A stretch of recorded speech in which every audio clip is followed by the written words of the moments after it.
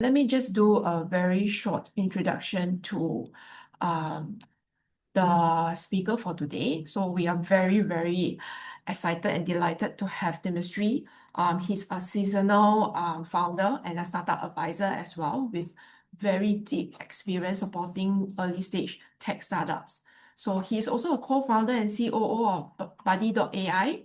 Buddy.ai is actually a VC-backed AI ed tech startups. So he actually worked very closely with founders on product growth and scaling globally. He's also our fractional mentors for startups in Block 71 Deep Sage program. We are very excited today to learn from him, especially on his hands-on startup journey. So over to you, Dmitry. Yvonne, thank you for the very kind introduction. Dmitry Stavisky is here. Good morning, everyone. So we'll be talking about growth hacking and customer acquisition for B2C. I have to say, I'm not a big fan of the term hacking. I don't believe in hacking tricks. To me, it's the process that you set up to quickly get the signal and grow from there.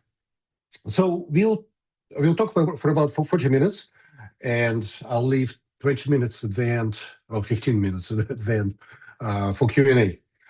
We'll talk about metrics that matter before you start scaling. We'll talk about growth sequence that starts with retention.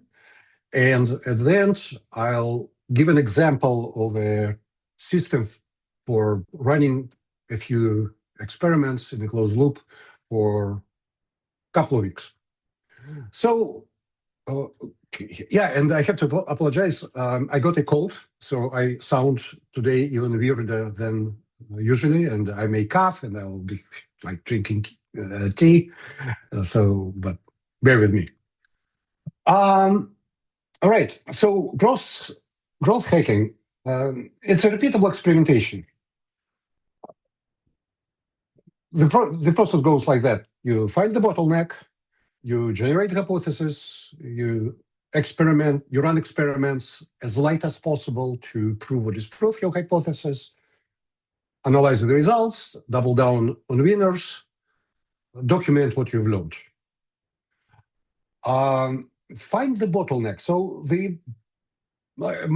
from what I understand about this crowd, most of you already have a product on the market and you have users and many of you have revenue. So your bottlenecks could be anywhere. It could be on the acquisition side, it could be activation, it could be retention, it could be monetization. That's what analytics is for. Before we jump into that, let's get a couple of things out of the way. So I believe it's super important to understand whether you're building a VC venture capital scale business or you're building a cash cow. If you have time, we'll talk a little bit about that at the end, but for now, I'll just leave it hanging. That defines your velocity, it affects your approach. Next question you have to honestly answer to yourself is whether your solution, your product, your service, whether it's a painkiller or a vitamin. Is it a must-have or is it a nice-to-have? I'm sure you've heard that test. Usually, there are different ways to define it, but the test that is most popular, and I happen to like it, it's would users be as upset if your solution disappeared from the market tomorrow? That's a good signal. Now, this is all commonplace, but it's actually trickier than it sounds.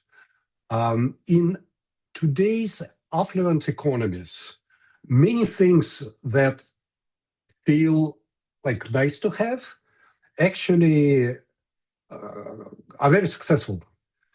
You can think of many examples, but again, my thesis here is that once in a while it's worth revisiting this question. It's important for making plans. A few mistakes that founders do quite often. Acquisition before retention. We'll talk about that, but basically, marketing a faulty product doesn't do you any good. Experimenting with too many channels, getting false negatives, not learning much. Using vanity metrics, downloads, registrations, page views, these are not informative. What is important is the core behavior of your solutions users. And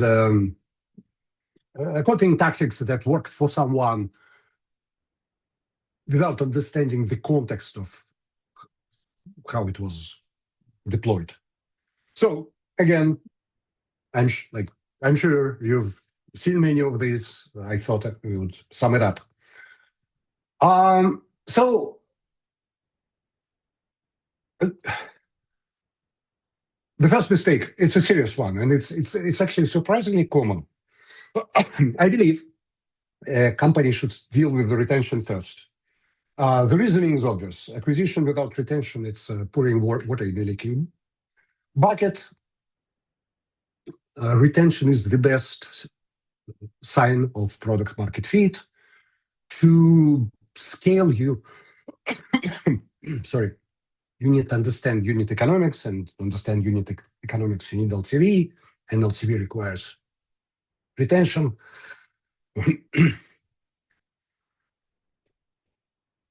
And on a side note, it's because of that, it's another common mistake that is better avoid.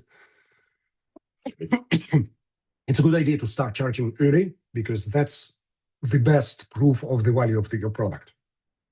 That's your early validation. So, retention. How you measure retention? You start with activation. Again, this is not exactly something that everyone does, but I think everyone should at least consider. What I mean by activation, it's the point at which your user understands the value of your solution. It's your aha moment, and it's usually linked to some core action that users should undertake, and we'll have some examples. You should define the activation, you should track this event, and most product metrics should be tracked for activated users only. One way to think about it is that everything that happens before activation is about efficiency of the marketing and user acquisition. Everything that happens after activation is about the product quality. Okay. Okay, so what are the retention? We said that retention is all important. What are the retention metrics? Again, return users on first day, 7th day, in a month, in 6 months. How long to track and what to focus on depends on your product. Depending on the typical frequency of use of your product, it differs widely. If you are building something about travel, twice a year use is a good retention. If you are doing something about food, you expect daily or weekly. So more is not always better. Really depends on your solution. Now, the most robust way to track retention is through retention cohorts. I like defining cohorts from the activation point. No point tracking random users. So you start with users that understand the value of your product, and you see how they're doing. These are 3 examples.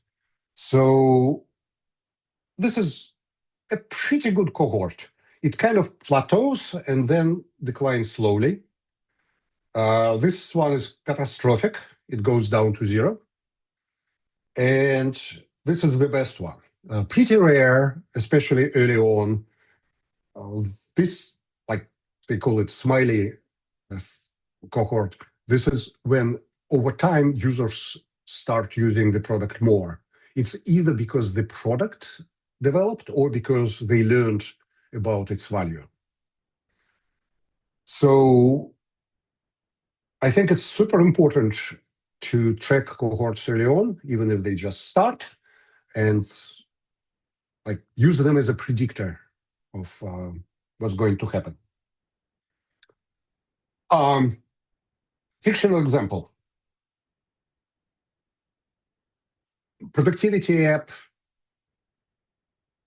AI note-taking app for realtors.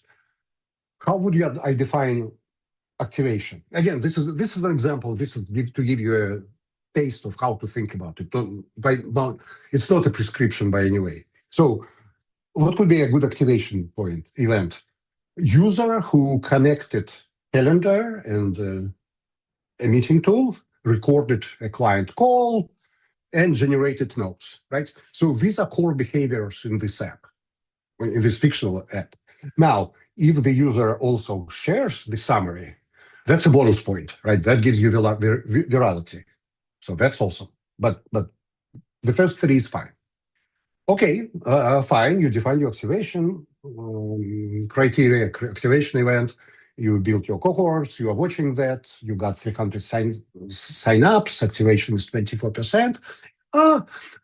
These numbers depend on your segment, but I think for productivity app, it's pretty good. 24 is decent, especially when you're just starting. All right, but your activation is also okay. But most users are gone by the end of the week. So that's not good. All right, so you go back to your bottleneck analysis and you look at what happens or what doesn't happen. They don't stay. So what happened? What can you do? You come up with hypothesis. For example, that setup is onboarding is too complex. So what you can do, you can experiment with one-click connect for the integration tools. You can include a test call in the onboarding to better communicate the value. You can provide them with some templates. You can send them reminder emails. So these are 4 hypotheses or 4 experiments based on 4 hypotheses that are actionable. You can take any of these, try it and see what happens. So that's like that growth hacking loop that we talked about it at the very beginning. Now that we unpacked that, let's dig deeper and look at the retention. This is a methodology that we developed at Evernote back in 2010. This slide is borrowed from Phil Libin's talk at the Founder Institute. We don't have time to go through that, but the point I'm trying to make is that retention is pretty complex. It's useful to think about your users as low-value users, high-value users, and inactive users. And this is a state machine that lists all the transition between these states. And ideally, you'd like to understand conversion rates for all these transitions. This never happens, even at mature companies with brilliant analytics and a lot of resources. You can do that, but you can track the most important transitions. So this is retention unpacked, zoomed in, if you will. All right. So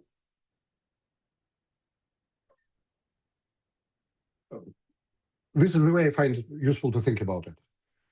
You define activation event. You track activation rate as a measure of your onboarding and incoming traffic. You watch retention of activated users. This is a measure of your product quality. And when you are satisfied with your retention, you start scaling. Well, I hope this is making sense so far, but we'll have Q&A at the end. All right. So just, I think this is super important. This is a typical mistake. So to repeat that, here's how you do the audit. What's your activation event? How many users, prospective users, reach it? How do cohorts of activated users behave? And the bonus point, which you don't always get, but if you do get, it's a very good signal, is where the power users emerge naturally in your product. Power users could exploit it in unexpected ways. They could act as mentors and ambassadors of your product. Again, very product specific. All right.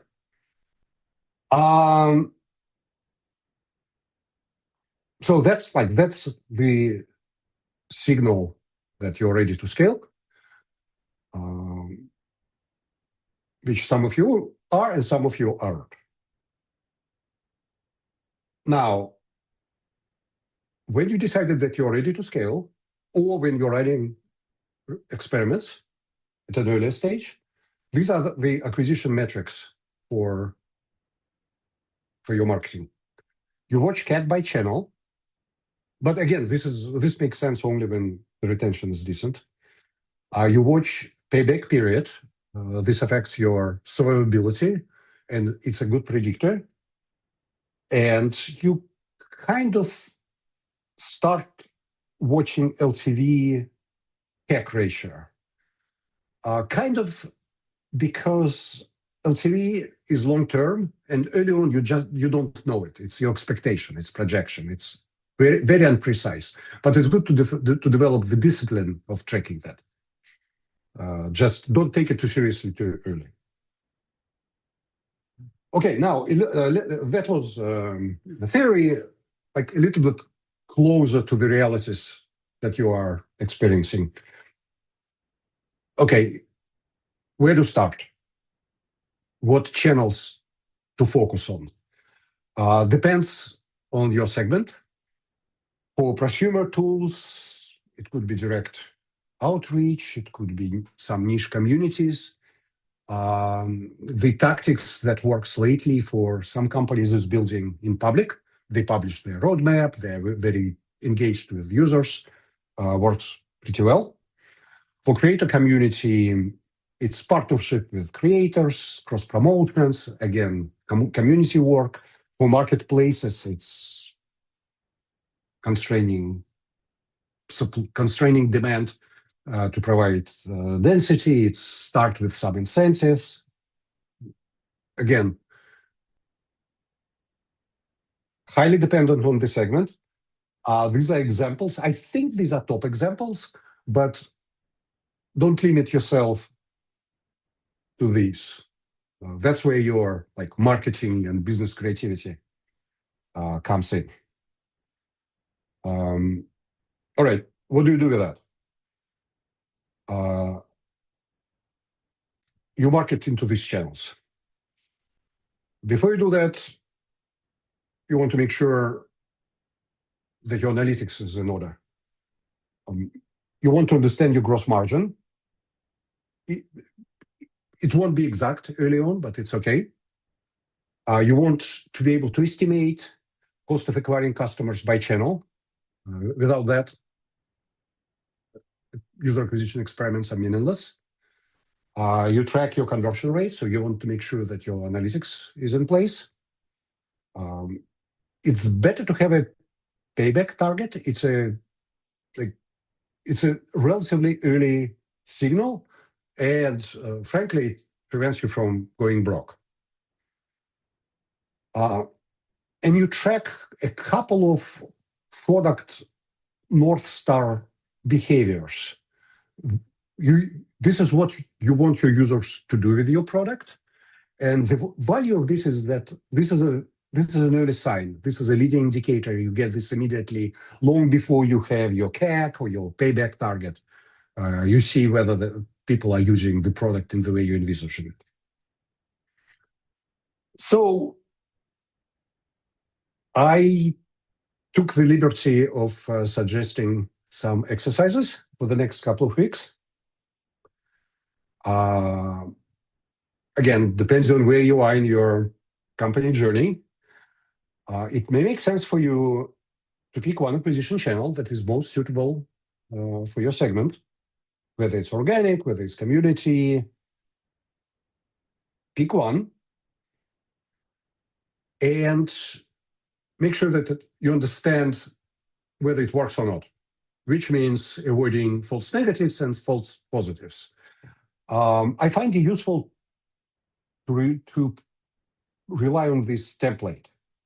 You formulate the hypothesis, you are very clear about your audience, you formulate the offer, and we'll talk about this some more. Which channel, you define the success metric up front before you start running experiments. You decide how long are you going to run it, and you decide on the criteria of success. So offer is interesting.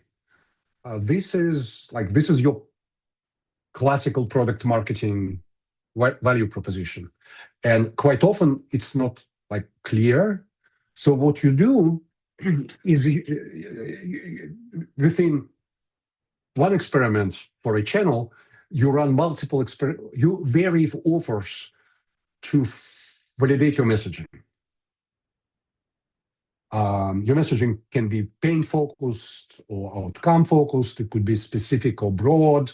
It could focus on one or another aspect of the product. It could hit on feeling of urgency or curiosity. This is the field where you apply your marketing creativity. So, yeah, let's go back to this.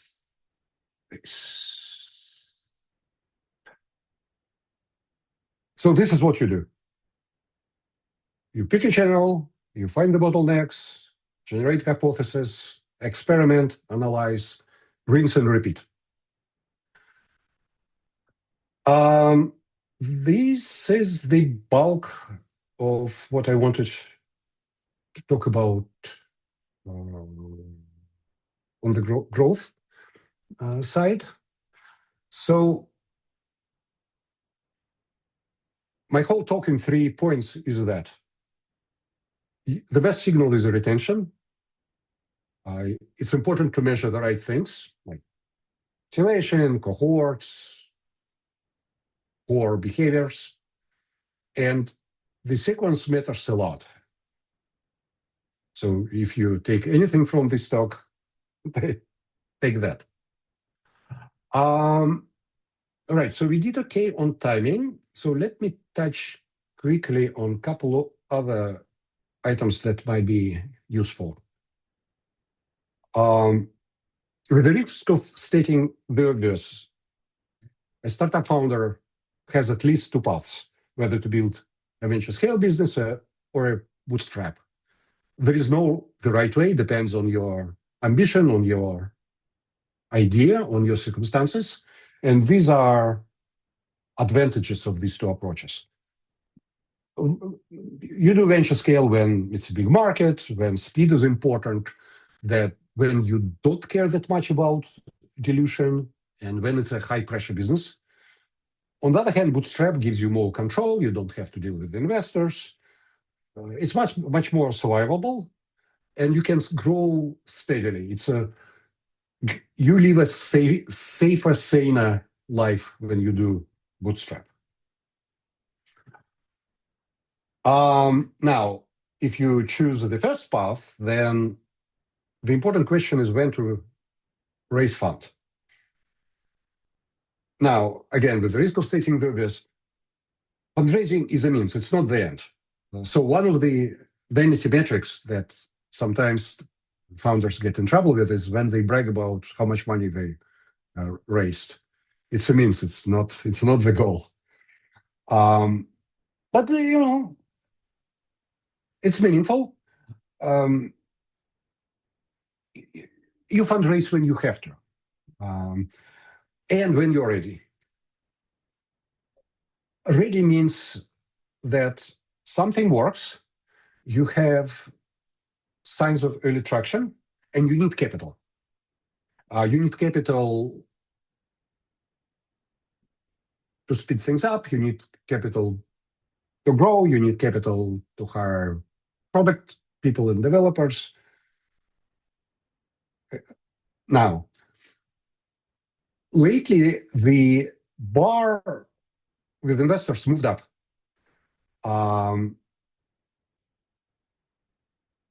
It used to be an idea and a team and the market. Now, idea is not enough. Proliferation of and progress of AI tools made it much easier to develop at least a prototype. So it's all like, again, for every rule there's an exception, but it's becoming expected that you can show something other than a slide deck. Again, I understand that for this audience you are way past that, but do keep this in mind.